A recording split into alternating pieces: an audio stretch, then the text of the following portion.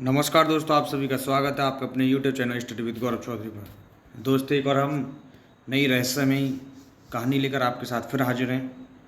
आज की जो कहानी का जो शीर्षक है वो है कि आइंस्टीन जो बहुत बड़े वैज्ञानिक हुए, उनका दिमाग चोरी कर लिया गया था। दोस्तों, आप सही सुन रहे हैं कि आइंस्टीन का दिमाग चोरी कर लिया गया था।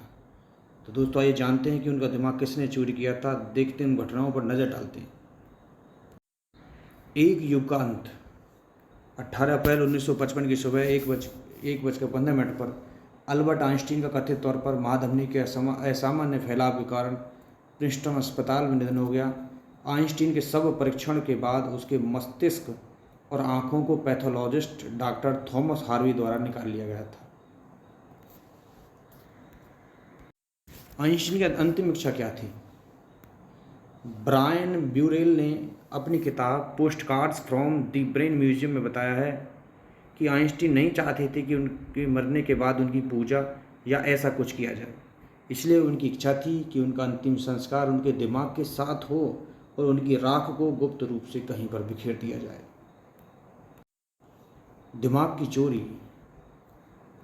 आइंस्टीन के मौत के बाद प्रिंसटन के पैथोलॉजिस्ट हार्वी ने उनका दिमाग बिना परिवार या अस्पताल की अनुमति के निकाला था। तो ये थे पैथोलॉजिस्ट हार्वी, जिन्होंने उनके दिमाग को निकाल लिया था। ब्यूरेल के अनुसार बाद में हार्वी ने आइंस्टीन के बेटे हैंस एल्बर्ट आइंस्टीन से अनुमति मांगी और कहा कि उनके पिता के दिमाग पर किया गया शोध विज्ञान के हित में काम आएगा। तो उन्होंने उनसे अनुरोध किया था उनके बेटे से कि उनके दिमाग पर जो शोध किया गया है वो कहीं ना कहीं विज्ञान के हित में काम आएगा। बाद में जब आइंस्टीन के दिमाग पर शोध किया गया तो उसमें क्या पाया गया, आप देख सकते हैं। ये आइंस्टीन के दिमाग के टुकड़े हैं। मस्तिष्क के स्वामित्व पर हुए विवाद के बाद हार्वी को प्रिंसटन अस्पताल से निकाल दिया गया और वह दिमाग को अपने साथ ले गए। उन्होंने दिमाग को 1000 स्लाइड और 240 भागों में काटा और सूक्ष्म परीक्षण करने के लिए सुरक्षित रख लिया। दिमाग के साथ यात्रा। कई रिपोर्ट से पता चलता है कि हार्वी ने आइंस्टीन के मस्तिष्क के साथ विचिटा, अमेरिका की यात्रा की और उसे बियर कूलर के नीचे एक बॉक्स में रखा। लगभग 3 दशकों तक हार्वे इधर उधर घूमते रहे, लगभग 30 साल तक, लेकिन उन्हें कभी कोई अध्ययन प्रकाशित नहीं किया। हालांकि इस दौरान उन्होंने अन्य शोधकर्ताओं को दिमाग की स्लाइड्स भेजी। ये स्लाइड्स हैं उनके दिमाग की, ये आप देख रहे हैं। आइंस्टीन के दिमाग की संरचना। 1985 में UCLA के मेरियान डायमंड ने एक स्टडी प्रकाशित की जिसमें अनुमान लगाया गया कि आइंस्टीन के मस्तिष्क में सामान्य मस्तिष्क की तुलना में प्रत्येक न्यूरॉन के लिए अधिक ग्लियल सेल थी। ब्रेंट एंडरसन ने एक अन्य अध्ययन के अनुसार न्यूरॉन की संख्या या न्यूरॉन्स के आकार में कोई अंतर नहीं था, लेकिन वे अधिक कसे हुए पाए गए, जिससे आइंस्टीन सूचनाओं की तेज़ी से प्रोसेसिंग कर पाते थे। उनका माइंड प्रोसेसिंग बहुत शानदार था। इसी वजह से अल्बर्ट आइंस्टीन का जो दिमाग था एक असाधारण दिमाग था।